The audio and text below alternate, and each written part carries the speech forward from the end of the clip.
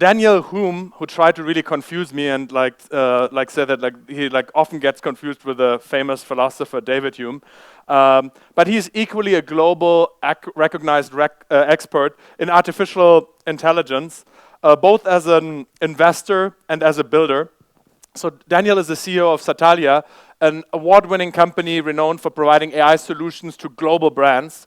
In 2021, he and Satalia joined WPP, the world's largest media company, where he serves as the chief AI officer, and he's often seen as one of the top 10 global chief AI officers and one of the people who really shaped the role that's becoming more and more common. He holds a master and doctorate in AI from UCL, where he also serves as a computer science entrepreneur in residence. He's a lecturer at the LSE's Marshall Institute, focusing on applications of AI to solve business and social challenges.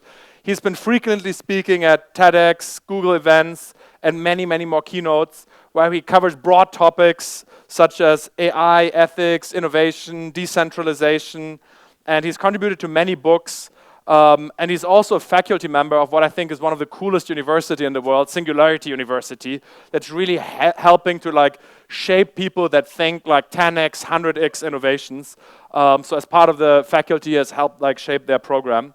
And beyond his academic and professional endeavors, he holds advisory and executive roles across many companies and government bodies. He has received the International Kaufman Global Entrepreneur Scholarship and actively promotes purposeful entrepreneurship, which is a perfect fit for what we want to encourage in this ecosystem. So please join me in welcoming Daniel as he shares his insights into transformative power AI and its potential to address complex business and social issues. Thank you so much, Daniel, for coming. Really honored to have you here. Big round of applause. Thank you so much.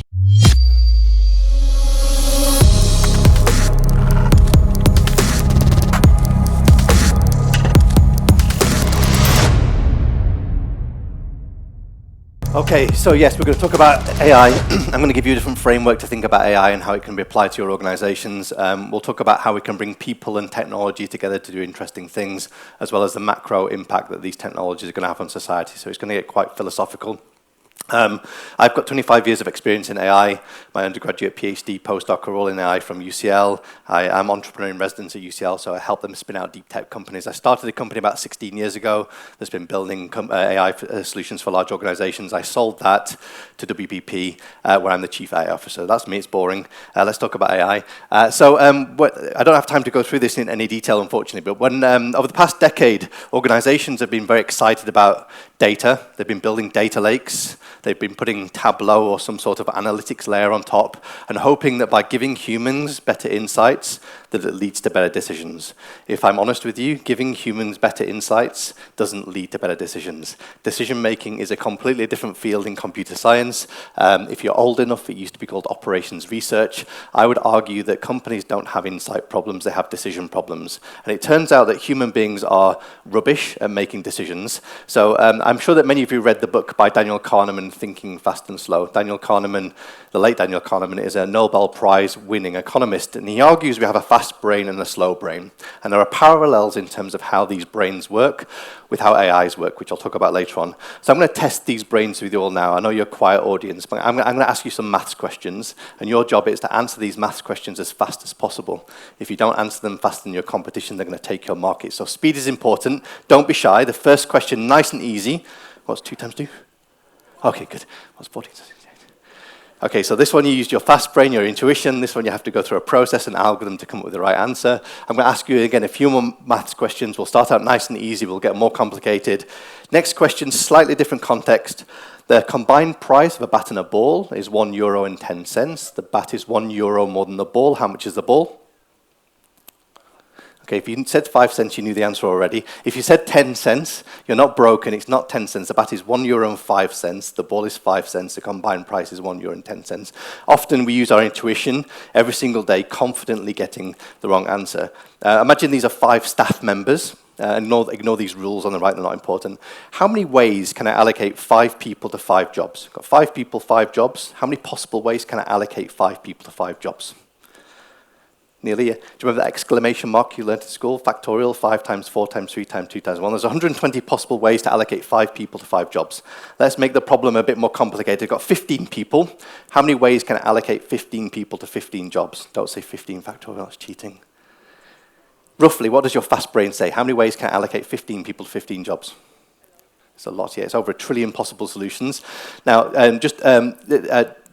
one rule to take away with you today, anything more than 7, don't use a human for.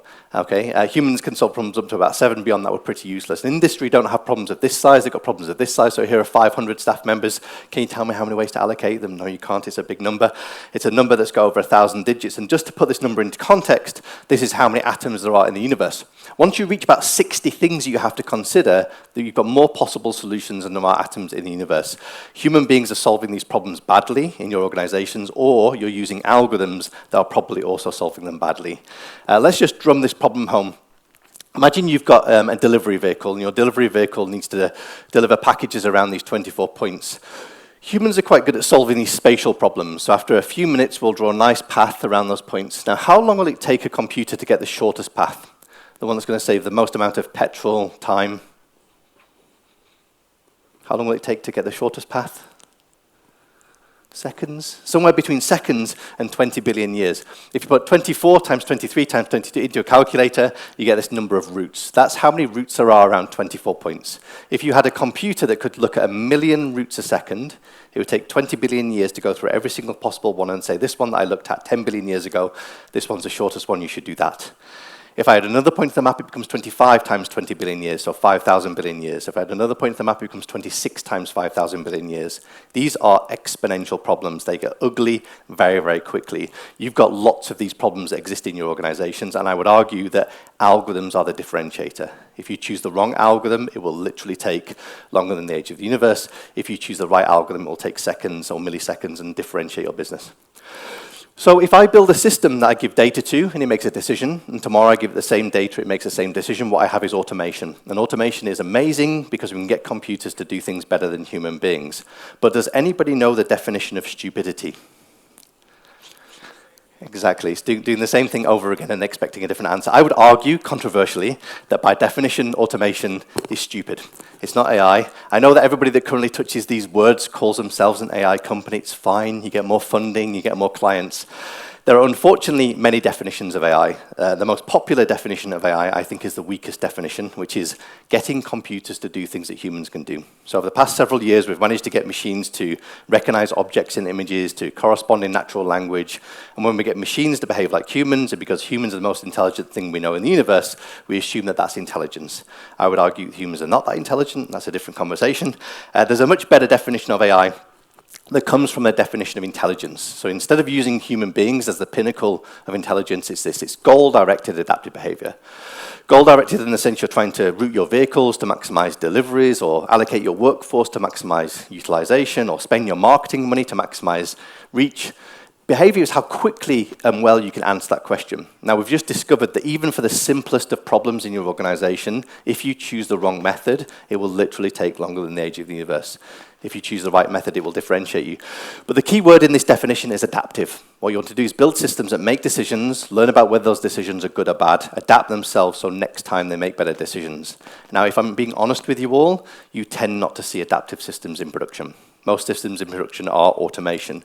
Building safe, adaptive systems is extremely hard, but I think that's the true paradigm of AI. Now, if I held what we currently do in industry to this definition, one might controversially argue that nobody's doing AI, and that's not a very helpful comment, because over the past several decades, new advances in algorithms plus data plus compute allow us to do some incredible things. So I'm going to give you a different way of thinking about AI. Before I do a little bit of a history lesson, so AI in the 60s and 70s looked like this. This is Socrates. Socrates is famous for inspiring the Socratic method. If I say to you that Socrates is a man and all men are mortal, I can infer that Socrates is mortal. And AI in the 60s and 70s was writing down lots of things that we know about the world and then trying to infer new knowledge. It didn't really work, it didn't really scale. In the 80s and 90s, a new type of AI came along that's modeling how brains work. This is the brain of a bumblebee. My PhD 20 years ago was trying to model the brain of a bumblebee in a machine. Bumblebees have 1 million brain cells. Their brains can fit on the end of a needle. They do amazing things, by the way. They navigate 3D worlds. They recognize objects. They talk to each other. They don't handle windows very well. But ultimately, they're very smart creatures. And the question was, can you model 1 million neurons in a machine? 20 years ago, you couldn't. We can now model billions of neurons. We currently call these large language models, ChatGPT, etc. Now, I would argue, and the speaker before said the same thing, which is these brains are really good at knowing things about the world. They're really good at telling you what they know about the world through imagery and text. They are not good at making decisions, complex decisions, and they're not good at the moment at reasoning. Reasoning is, as the previous speaker said, the next paradigm of AI.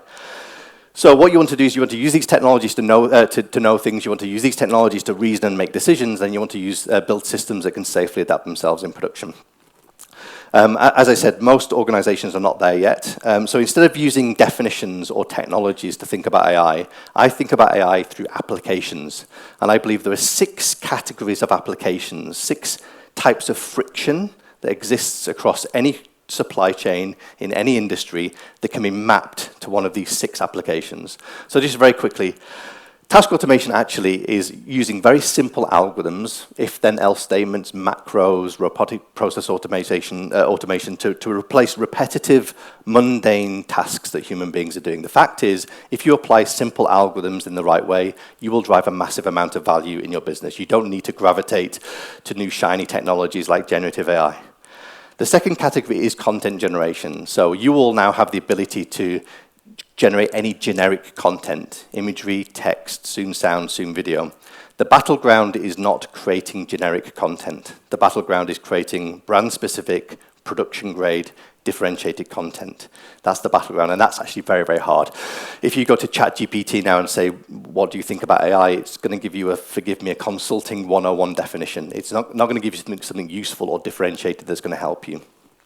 In WPP, we build what we call brand brains. Brains that are able to create content that is brand-aligned and almost production-grade.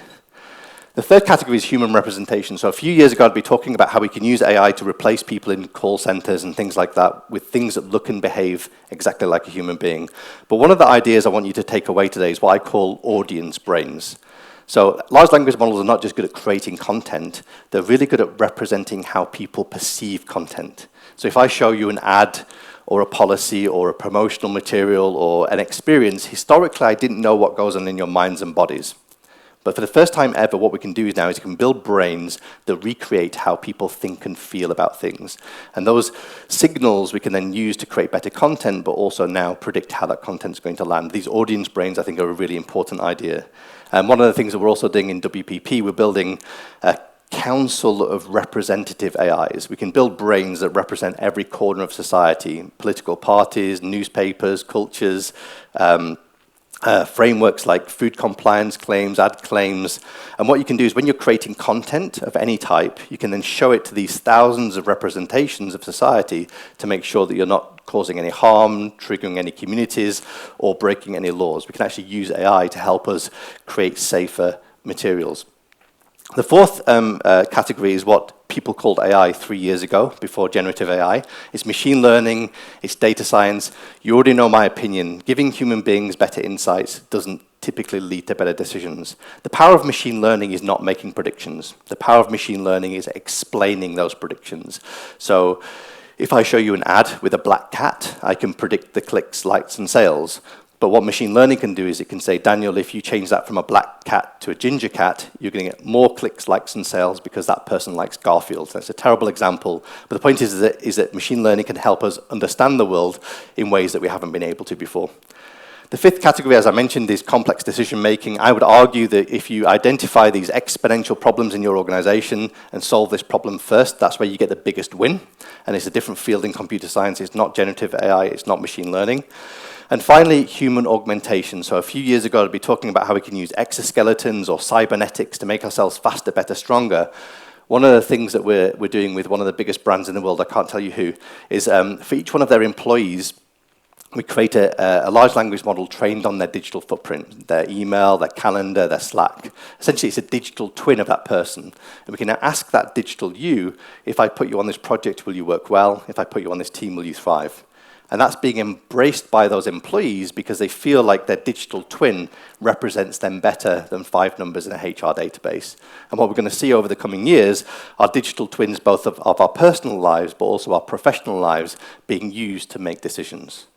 So I love these 6 categories because they also help you navigate this complex world of AI safety, security, ethics, governance. There's a huge amount of misunderstanding, misinformation associated with these words. I would argue broadly there are 3 categories of risk of AI. The first category of risk are what I call micro risks, which are deploying these technologies safely in production. And maybe I can go into more detail in the Q&A after this. The second category of risk are what I call malicious risks, so preventing bad actors from using these technologies to create pathogens and misinformation. And there's a final category of risk that I call macro risks, which I'll talk about later on. Before I do, I just want to talk about innovation. So this is a hierarchy. I'm sure that many of you don't have problems like this in your organizations, but hierarchies breed certain types of interesting relationships between people. And I would argue that these structures are not conducive for innovation. Remember, the faster you can innovate, the more adaptive you are, the more intelligent you are. So organizations are embracing new types of structures, agile, scrum, design thinking. And the principle behind these structures are to enable your organization to adapt more rapidly to a changing world. Adaptation is synonymous with intelligence.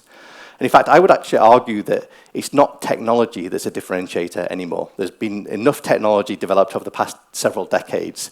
The differentiator are 3 things. The first thing is data.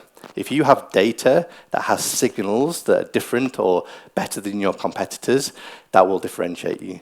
The second is talent, AI talent, being able to attract and enable that talent to build innovations that differentiate your organization. And finally, leadership. You'd be surprised the number of CEOs that I engage with that don't understand AI, don't understand the transformational power of AI. So having you as leaders understand that AI is going to radically transform your business is very important. What you want to ultimately do is create an organization that innovates. Steve Jobs had a great definition for innovation. He said, innovation is creativity that ships. And for me, the most important word in that definition is the word that. That is generating ideas and getting to the point where somebody's willing to pay for them. And that process is long and hard and painful. You as entrepreneurs embody that process. You have an idea and you need to get to the point where that idea is sustaining itself. And what we want to do is want to use essentially AI to make that process as short, as painless as possible. So over the past few decades, organizations have been going through this, removing middle managers, creating these flat structures. And whilst I think that's a step in the right direction, I'm a big fan of what are called decentralized or liquid organizations. And maybe just to give you an idea about what that means. So we use our data inside our organization to try to create these maps of our employees. We can see their relationships, their skills, their influence. I can identify, for example, if one of these 2 people leave down here, I get a silo. Now, it does raise lots of interesting ethical questions. I can identify secret lovers in my company. I can identify people who are going to leave the company before they know they're going to leave the company.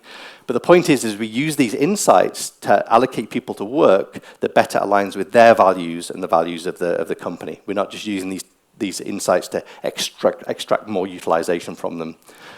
Just to give you an example about how we create a liquid organization, this is a terrible slide, sorry. But one of the things that I used to do before I realized it was illegal, is that we used to get everybody in my company to make public recommendations of their salary. So everybody would publicly declare what they want to be paid, and then people would then vote on whether those salaries should be reduced or increased or kept the same.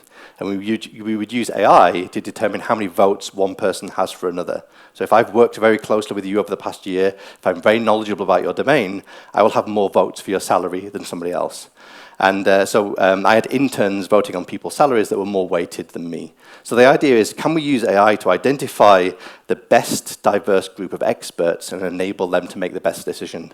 Most of our organizations operate as a hierarchy, and we all know that hierarchies are not the best structure for making good decisions. So what we're recognizing is we can use AI to solve problems across our supply chain, which is awesome. But what organizations are either doing consciously or unconsciously is they're trying to create a digital twin of themselves, a digital twin or a simulation of their entire organization. If I go to a retailer now and I say, I'm going to run a marketing campaign that's going to increase demand by 10%. Can you project across your supply chain? Will your suppliers default on their supply? Do you have enough space in your warehouse? Do you have enough distribution drivers? Do you have enough people in your stores to fulfill that promise to the customer? Most organizations can't answer those questions, but ultimately that's where we're going, these simulations. I would argue there are 3 types of digital twin. The first is the flow of goods across your supply chain. The second is your workforce, that liquid layer of hopes, dreams, desires, skills that you need to allocate on top. And finally, back office processes, we all have them: hiring, firing, onboarding, offboarding, expenses. I think one of the things that Gore-Tex do, the clothing company, is instead of having a bureaucratic process for expenses, they make all of the expenses publicly available. People can expense whatever they want, and what happens is that people then self-police each other, which I think is a much more effective and humane way of doing a back office process. So I think those companies that are going to survive and thrive over the next 10 years are the ones that create these 3 digital twins and converge them. Let's talk about the future.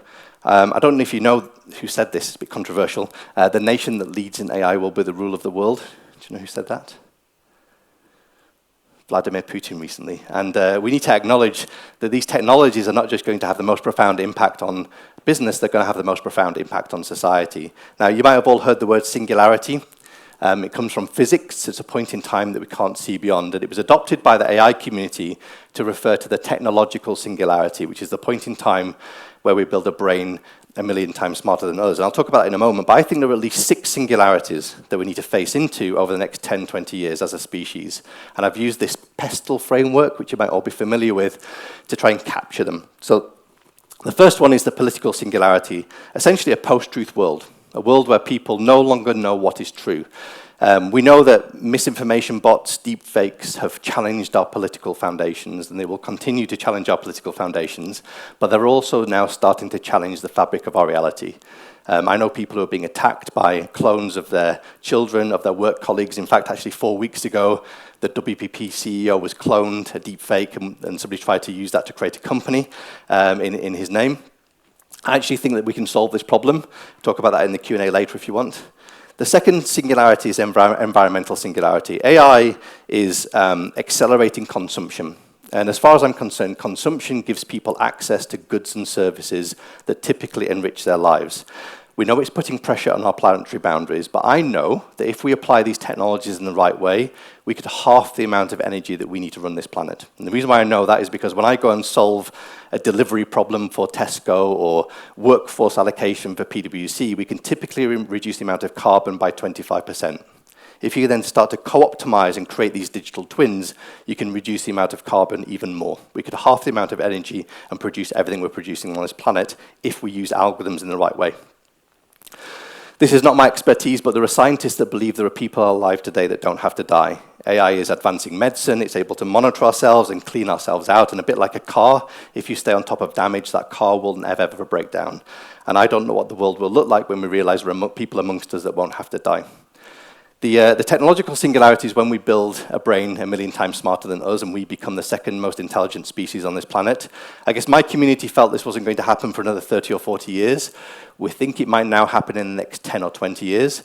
And we have no idea if it's going to be the most glorious thing that happens to us or our biggest existential threat. My advice to people is that when it comes, look busy, be nice to each other, and hopefully it will bugger off to a different dimension. Actually, don't tell anybody this is a secret, but I've just started a company on the side to try to solve machine consciousness. So I think the previous speaker talked about how the robot revolution is coming. At some point, those robots are going to start to become self-aware. And what will happen is that human beings are going to either start to attribute consciousness to things that are not conscious, build relationships with them, fall in love, or we might end up building machines that are conscious and not realize it. And we actually have a duty of care, not just to ourselves or animals, but we also have a duty of care to AIs to make sure that we're not causing harm or genocide. So happy to talk about it in the Q&A as well. The legal singularity is when surveillance becomes ubiquitous. So I'm in the business now of understanding perception. And how do you influence perception to get people to buy more things? And this is an incredibly powerful position to be in. And what we want to do is want to mitigate the ability of bad actors from accumulating more wealth and more power because they can manipulate people. And again, I think that this problem can be solved if we apply technology in the right way. The final singularity is my favorite singularity. It was coined by a very good friend of mine called Callum Chase. So I can't talk about AI without talking about the impact on jobs. So for the past 17 years, I've been building AIs that have been freeing people up from repetitive, structured tasks. Those people have not lost their jobs. They've gone on to do more important, impactful, purposeful things within their organizations. And I think that over the next 10 years, we're going to see a Cambrian explosion of the same. More innovation, more opportunities for people to contribute. AI is like an energy source that will allow humanity to grow to another level. Beyond 10 years, I don't think anybody knows what they're talking about. But just to give you the kind of two extremes of the argument, the first extreme is that when organizations can free up whole jobs, they probably will. The pressure to reduce costs, increase profits, means that we will probably replace human beings with machines. And if that happens very quickly, then we create technological unemployment, our economies can't rebalance fast enough, and it will lead to social unrest. And I think it's something we really need to be facing into. The other extreme of the argument, and bear with me here, is that we should be using innovation, entrepreneurship, technology to remove the friction from the creation and dissemination of goods like food, healthcare, education, energy, transport. By removing the friction from the creation of these goods, you can bring the cost down to zero, or almost zero. So imagine being born into a world where you can't access paid work, but everything that you need to survive and thrive as a human being is free. So I know people say to me, Daniel, what would I do if I didn't have a job? A job defines who I am as a human being. I know lots of people who don't have jobs. I sold my company. I never have to work again. I'm working harder now than I've ever worked. I know lots of people who don't have jobs. They're not sitting at home bored and depressed. They're typically using their time and energy to try and contribute to humanity. So I'm going to ask you a question. What would you do if you didn't have to do paid work and everything was free? Everything was abundant. What would you do? Golf is usually the first one I hear. Travel, indulge in your hobbies, spend time, change the world, did you say? Yeah, exactly. So some people will say they'll do the same thing now, which is great, but if you keep pushing people, they'll say the same thing, which is, I want to do something that contributes positively to humanity. I think we're all born into economic constraints, and what AI could do, if we apply it in the right way over the next decade or so, is free everybody from those economic constraints to live what I think is their true humanity, which is to contribute to other people. And so I'm just going to close by saying, and this is really important from an entrepreneurship perspective, it's not good enough just to have a strong, profitable business. You need to have a purpose. If you don't have a purpose, you're not going to attract customers, you're not going to attract talent.